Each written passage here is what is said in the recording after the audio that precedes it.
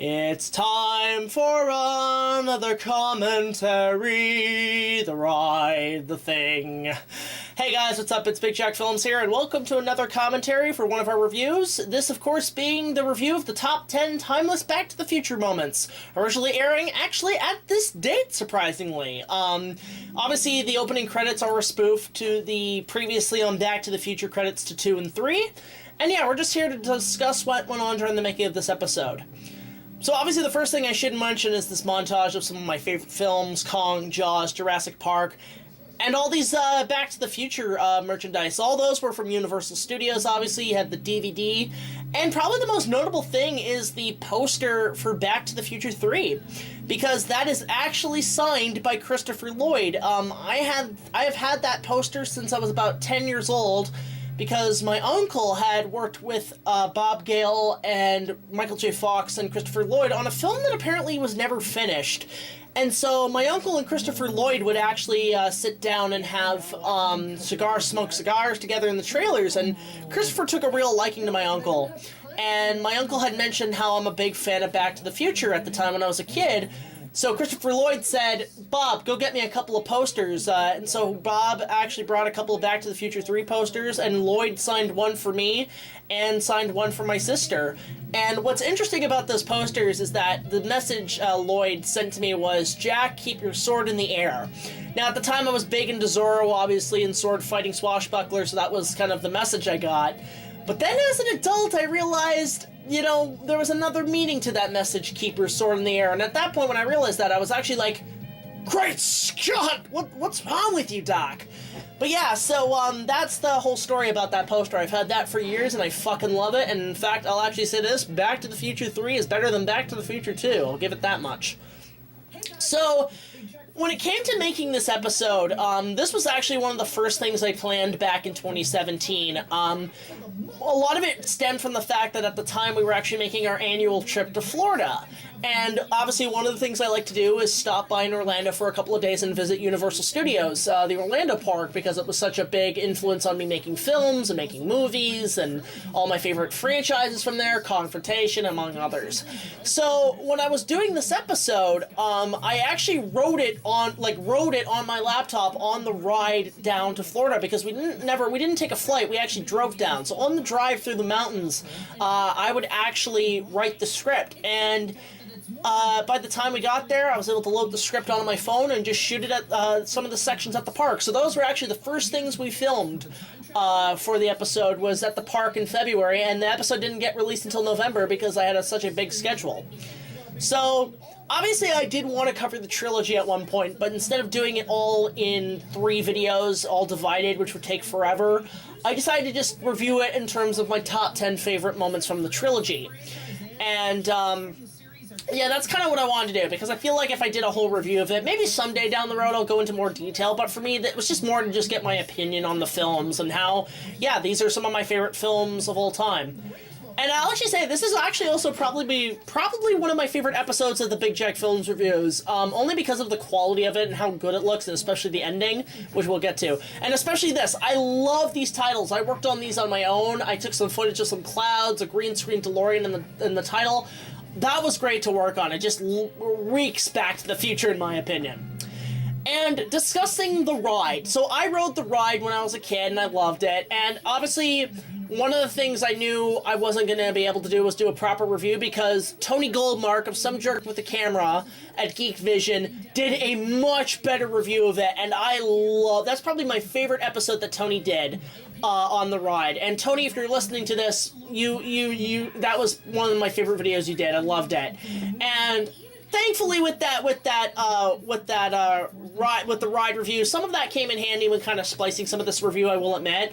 But this footage of the ride is actually a mix of the DVD footage of the monitor mixed with the IMAX footage that was remastered, because if you get the DVD of the ride, the ride footage is completely cropped, and it looks like shit. But thankfully, somebody did a re-edit of it, and it looked a lot better in HD.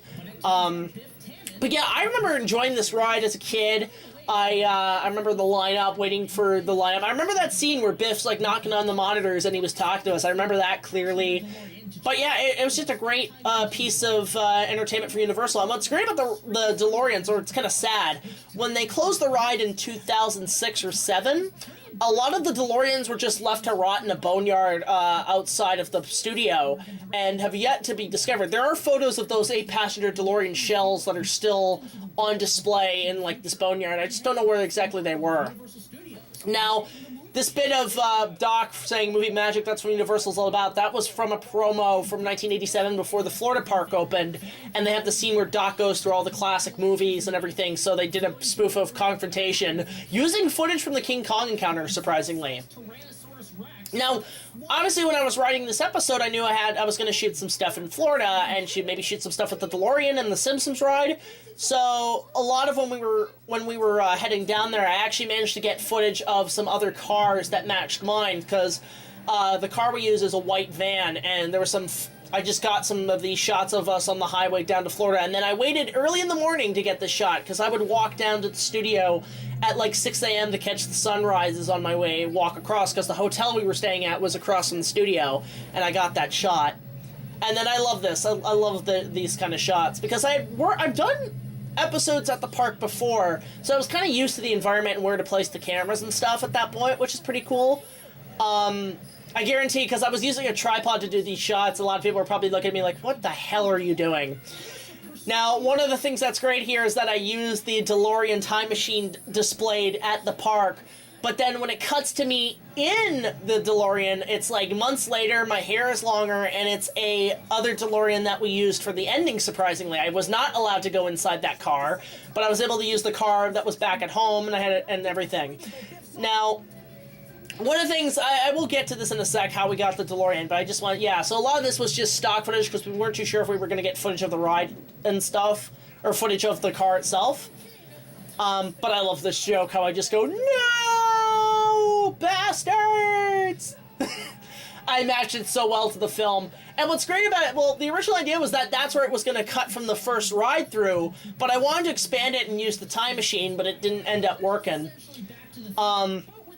But yeah, if you go on the Simpsons ride, you'll see a little thing of Krusty Land buying the Institute of Future Technology. And honestly, here's the thing too. Recently, it was said that because of there's rumors going around that because Disney now owns Fox and therefore The Simpsons, Universal might be considering closing down the entire Springfield Pavilion so they don't have to pay royalties to Disney. And what they might do, there's rumors they might bring back the ride. It's not 100% confirmed, but if they want to honestly save money, my advice would be to just keep the same ride, but just like do some photoshops of the 2015 and make it look like it's the year 3000, auto dub some stuff with Christopher Lloyd and keep the same thing and just rebuild it from scratch and make it the same ride, essentially. And yeah, this is probably one of my favorite scenes in Back to the Future 2 is the whole chalkboard scene. I don't know why. I don't know why it's my favorite moment, just because it just explains it so well. Now, yes, I will admit this was a bit of a political message on my part because, again, everybody was doing this at the time, and we still kind of are. 2017 and 2018 was pretty much the year of, like, entertainment bashing the political system and pretty much giving a big middle finger to it, so I kind of had to play my part. But yeah, so in terms of the episode, like, I basically shot it around October, and the original idea was to release it on October 21st, or on one of the exact dates of when Back to the Future movies took place. And obviously the one we chose was November 12th, which I believe was the day that Marty goes back to the future in 1955. But we were originally thinking October 21st, November 5th, but we were really crunching it down to the deadline because we had to get this done. And in terms of the ending, I do want to discuss the ending as much as I can. The idea was that, well, first of all, I love the whole thing that Family Guy did a spoof of this. I love that a bit so much. And honestly, like, if they gave Back to the Future the Blue Harvest treatment, that would be amazing, but I don't know if they can do that now because of Disney. But that would have been interesting if they did that. But yeah, so in terms of the ending, I knew one of the things I definitely wanted to do when I was writing the script was spoof the ending to the first film where Doc comes up to Marty on his driveway and say, "Marty, we need to go back to the future. So on, my Christopher Lloyd's not that good. We can't go back to the present, Marty, because it'll be at this point in the past." I love imitating Doc, like, and quoting him. He's one of my favorites. I always like to do that. I love doing that with clips, making jokes within the review.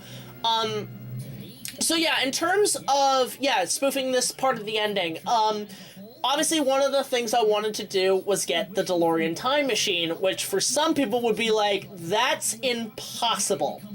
But thankfully, at a local con, Fan Expo actually, I befriended a guy named Ken, who brings out a replica of the DeLorean time machine. And if you guys want to go check out, and maybe if you guys in Ontario, Canada want to rent out the time machine, go to timemachineforhire.com. I'll put a link in the description below. But Ken and I had been talking for a while. Really nice guy. And he has this replica of the time machine. It's exactly detailed as it is in the movie. He can modify it in different ways, from it being the one from the first, the second, the third. It even has the cable hook that connects it from this scene from the first film. But what's great about it is that he actually, we've been talking for a while. And when it came time to planning this episode, I had basically months in advance, like around spring, I had been contacting film replica people around Ontario who have film replica cars to see if anybody had a DeLorean. And then they pretty much connected me to a Facebook group that's a huge set of DeLorean collectibles, whether it be for the car itself or for the time machine. And yeah, actually that is the same time machine from the third movie. That is the exact same screen-used one. An interesting story about that very quickly. When J.K. Rowling was coming to visit Universal to expand the Wizarding World of Harry Potter, the studio executives, when they were touring around the park, had said, "Oh, we're going to take the time train from Back to the Future 3 and modify it and recycle it and use it as the Hogwarts Express." And apparently J.K. Rowling got really pissed about that. So despite her pretty much taking over the entire park, she respects film history, and she was really pissed, like, "You guys can't do that. This is the time train from Back to the Future." And they said, "Well, unfortunately, the thing is, we want to save money." So she actually invested in getting the entire time train restored, because apparently it was left to rot, and that was one of the things. The studios did not want to pay for restoration. So she paid for it for herself. So despite her getting rid of Jaws and taking over the park and some other things, I do respect J.K. Rowling for respecting history and like wanting to help out and restoring it. So props to J.K. Rowling. Now these shots, very quickly, these were shot next to the Terminator 2 3D facade at the San Francisco area of the backlot. Or not San Francisco, it was the Beverly Hills area of the Florida backlot. Because I tried to find an area that kind of matched the 2015 look. So that was probably the closest that I could think of the place of the future, essentially, but it's Cyberdyne. Sucks it's not there anymore either, honestly. Like, I'm kind of bummed out that Terminator 2 3D isn't there anymore. But anyway, so back to the DeLorean story.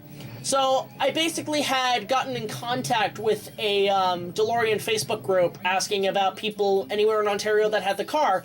And the original idea was, look, we don't care if it's a replica of the DeLorean time machine or if it's just the car itself. We want to just get that in the video. And I was at least thinking, hey, maybe we're not even going to get the replica. We probably won't get a replica. We'll probably just get a guy with a DeLorean. But thankfully, we reached out to Ken, who had the exact replica. And we've been talking about it for months, when we could shoot, when it was good for us. And thankfully, he said yes. And the original idea was he was going to actually pull up on my front lawn on my front of my house and do the scene, but unfortunately he didn't want to take the DeLorean out for that long because it was reaching around fall. He only takes it out in the summer, and we were afraid of getting it damaged and everything, so we negotiated just shooting it at his place. So me, Josh, and Bradley, which, by the way, okay, I love this. I'll never get tired of that joke because that's one of the worst movie lines in history.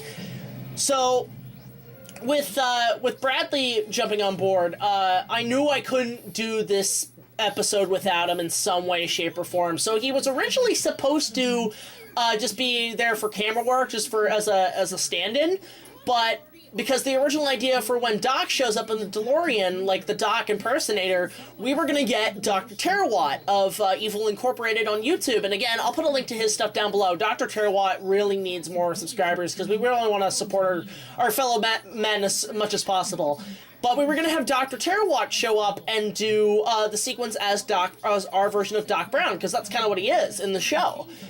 And I had contacted him as well, said, hey, we got the DeLorean, we're gonna shoot the scene, we want you to be involved. And he was really wanting to do it, but his schedule got so out of whack that he couldn't make it, so we were kind of stuck without a Doc. So I figured, what better person to be Doc Brown in the scene and pop out of the DeLorean than Bradley Dunn, because next to me, Bradley Dunn is a hardcore Back to the Future fan, and again, I'll put his link to his channel below.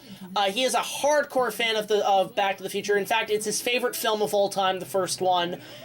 He can never get enough of it, and so I knew I couldn't do this without him. This was kind of something that was my gift to him. So when we shot the scene, he pretty much put a lab coat on in the Einstein wig, and honestly, the day we shot that was probably one of the best days of shooting of my entire career on YouTube, because when we were driving down there and we were waiting, and they weren't, and him and his family weren't home yet, so we were waiting there, and we see a car pull up on the driveway, a family van, and he comes out, and they're all dressed as Ghostbusters, and I turned to the guys, I'm like, did we get on the wrong set?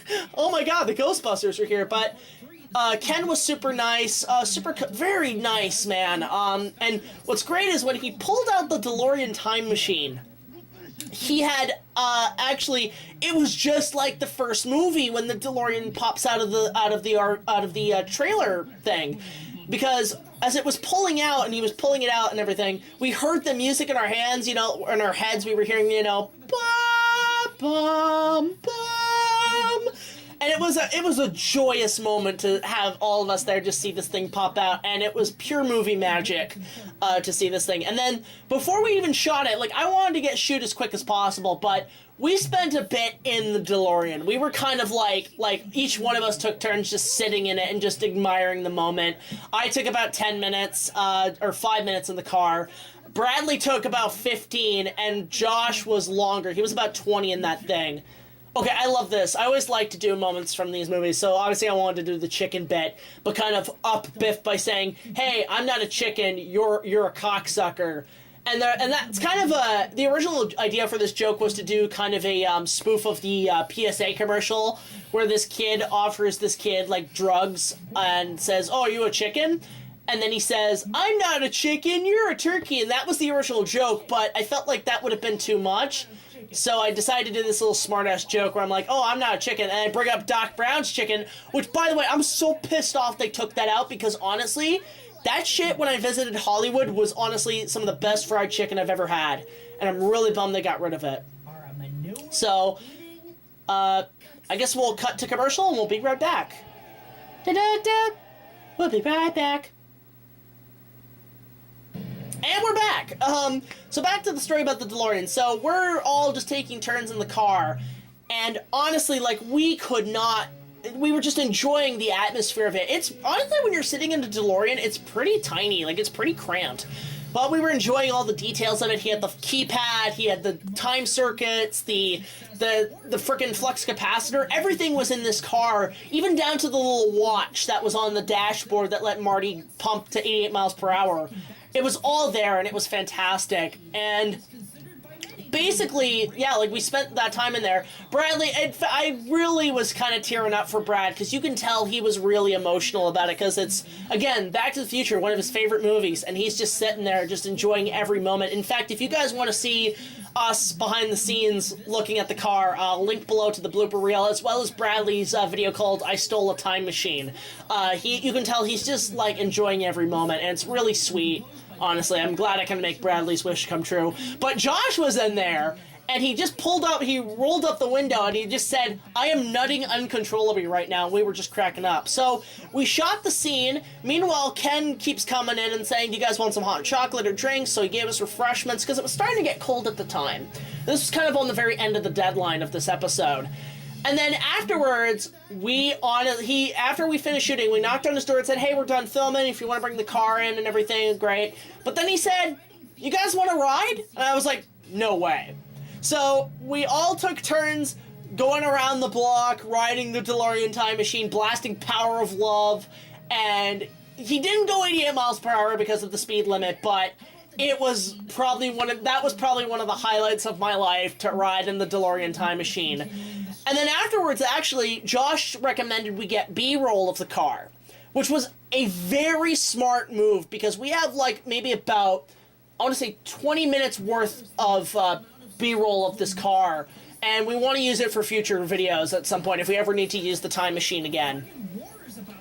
Just very quickly, guys, sorry, we're actually getting a huge rainstorm right now. Hey, it's just like in the movie, you know, it's a big thunderstorm. It's like, Doc, I need to tell you about the future.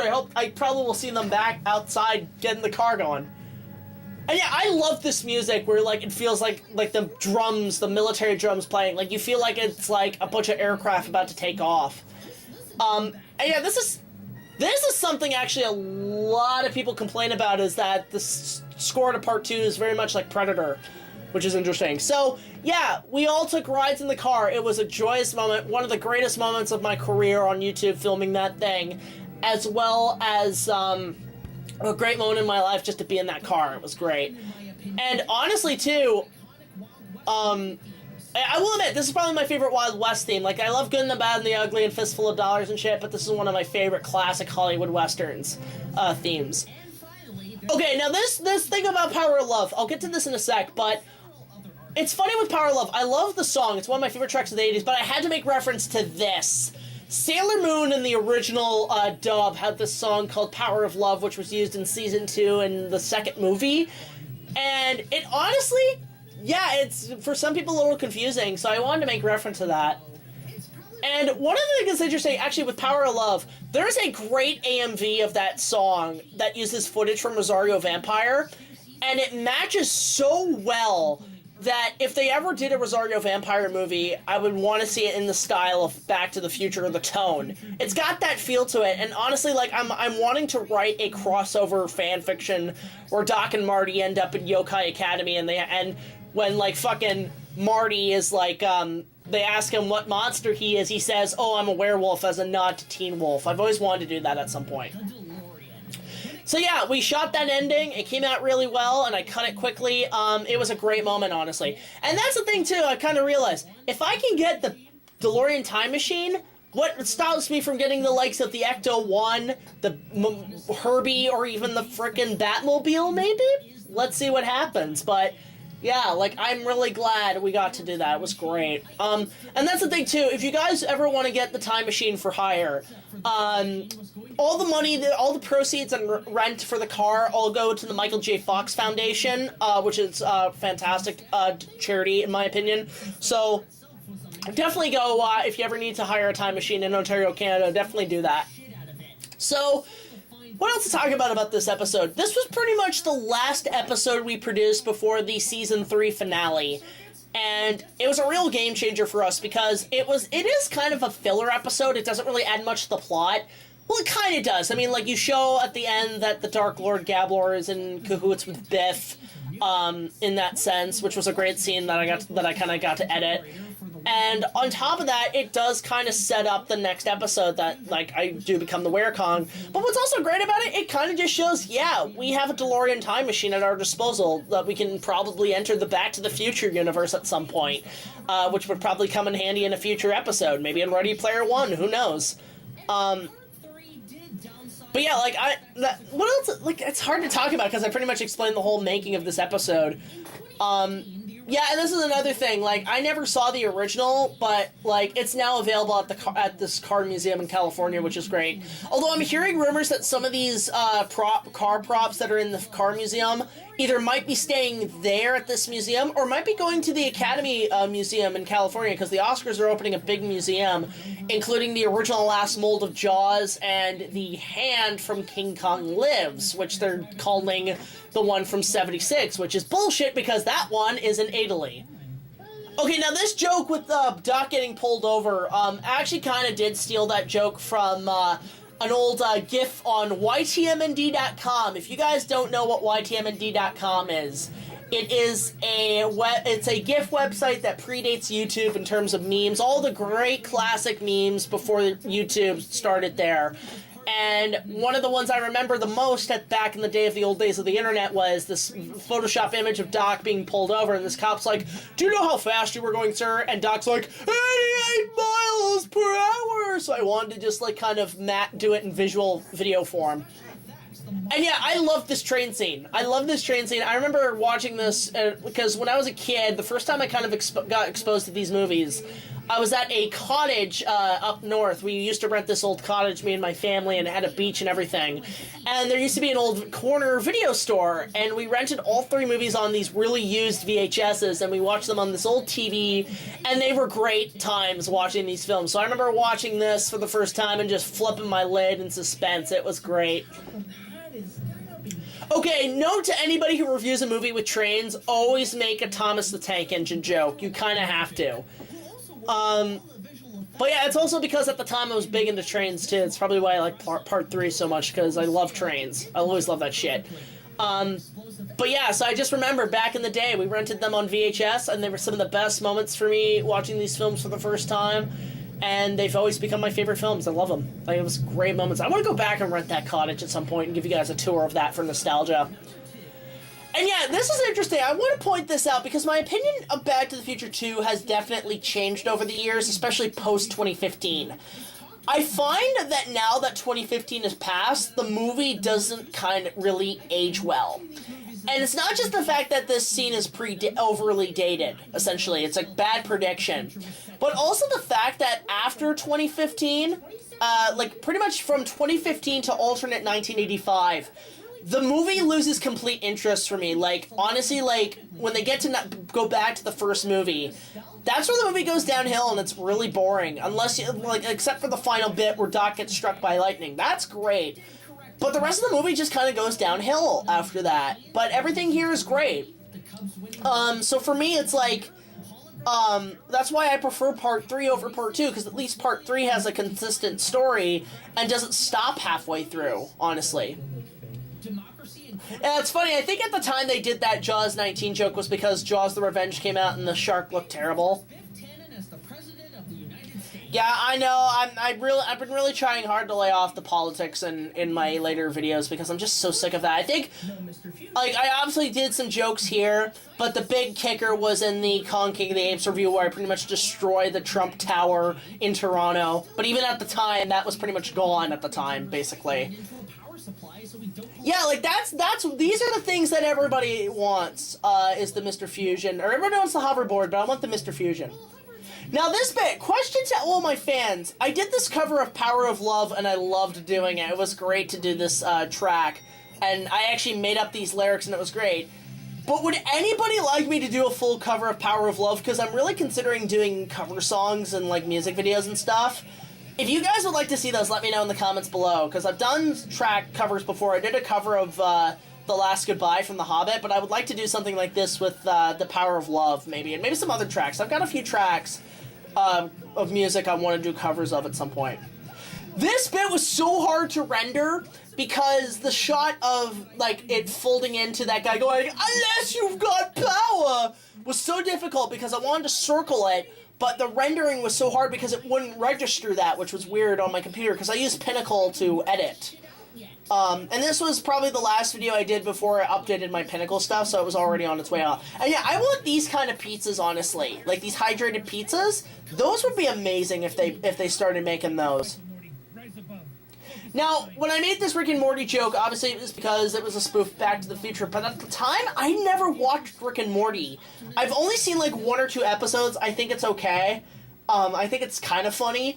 But I was more interested after the whole McNugget sauce, Szechuan sauce bit was honestly the part where I'm like, yeah, now I'm curious about this show.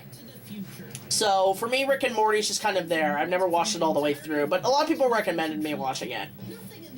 But yeah, this is, to me, the iconic Back to the Future moment. Like, everybody likes other bits from the movie, but this is my personal favorite because of just all of it pretty much leading to this one scene. Now, funny enough, yeah, I have been in the back lot where they shot this scene, and it's great because it still stands there. Even after the fire they still had it there, which is great.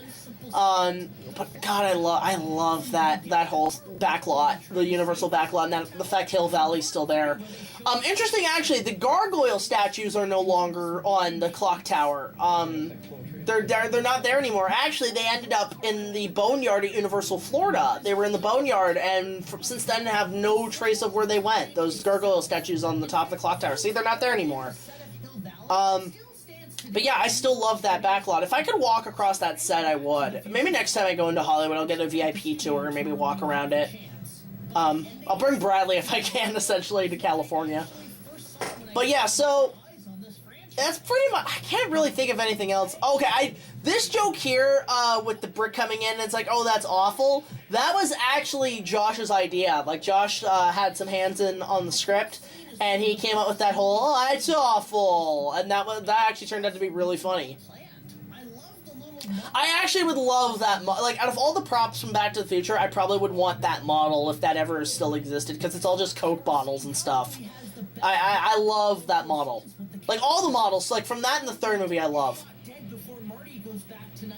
Oh, and that's the thing, too. When I was a kid, this movie actually did kind of scare me because of its suspense, so when Doc gets shot, that pretty much scarred me. That terrified me. I was like, oh my god.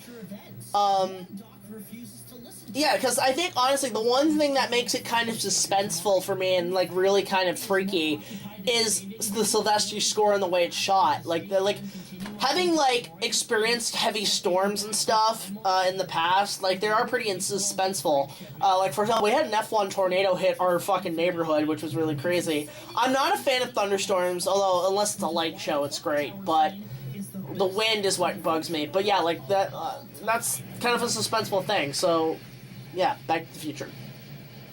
I kind of ran out of shit to say, I'm sorry. I'm trying to think what else, because there's a couple more things I do want to point out at the end of this episode. But yeah, I think overall, guys, this is probably one of my favorite episodes I've ever produced. Now it's definitely one of Bradley's favorites, because again, Back to the Future fan. But I'm kind of, the only thing I'm kind of upset about is the fact that it didn't do as well as I thought it would. I thought this would be one of the big event videos, but it's only reached, I want to say, 1,500 to 2,000 views. But if you guys want to go check this out, definitely go check it. I'll put a link into obviously, to the episode below. But definitely check it out. I really worked hard on this one, and it would be a good idea to probably check it out. Especially if you're a newcomer to this channel.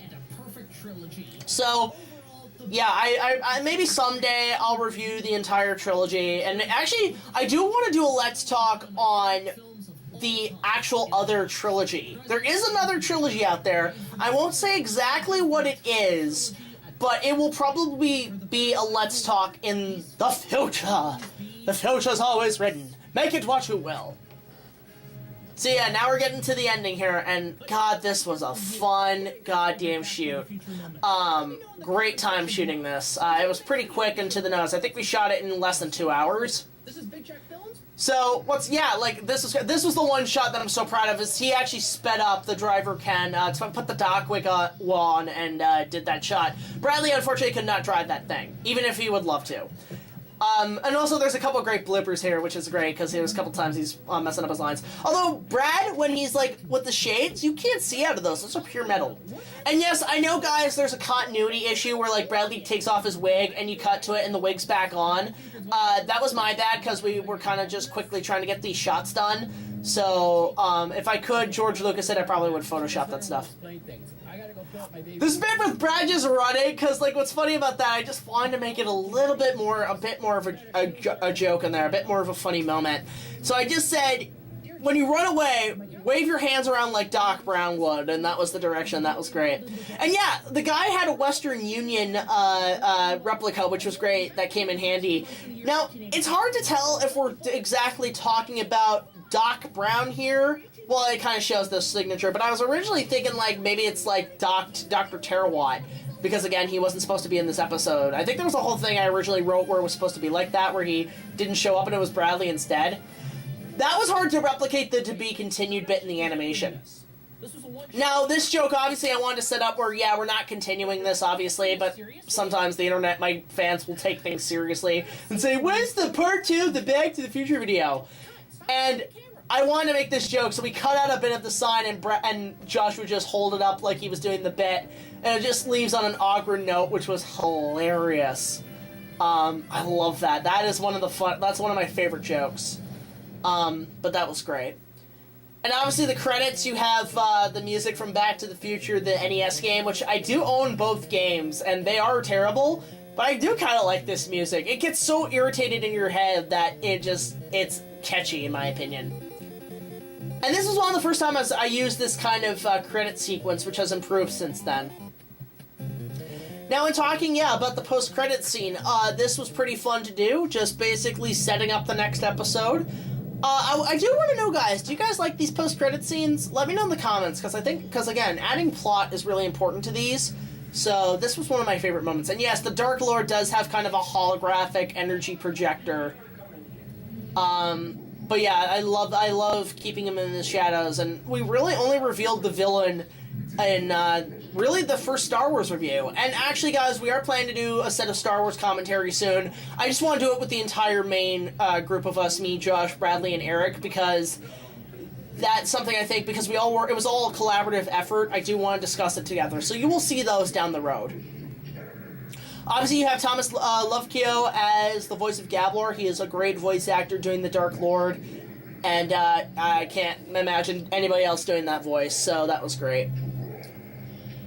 But yeah, guys, again, thank you so much for watching this commentary. I know there's no review this week. We're still working on the 100th episode, but I'm glad you were able to see kind of this video that you probably never saw. So check out the video, the original review. Check out Time for Machine for Hire, and like, comment, subscribe. I will see you guys later. This is BigJackFilms signing off. Have a good day, and I'll see you in the future.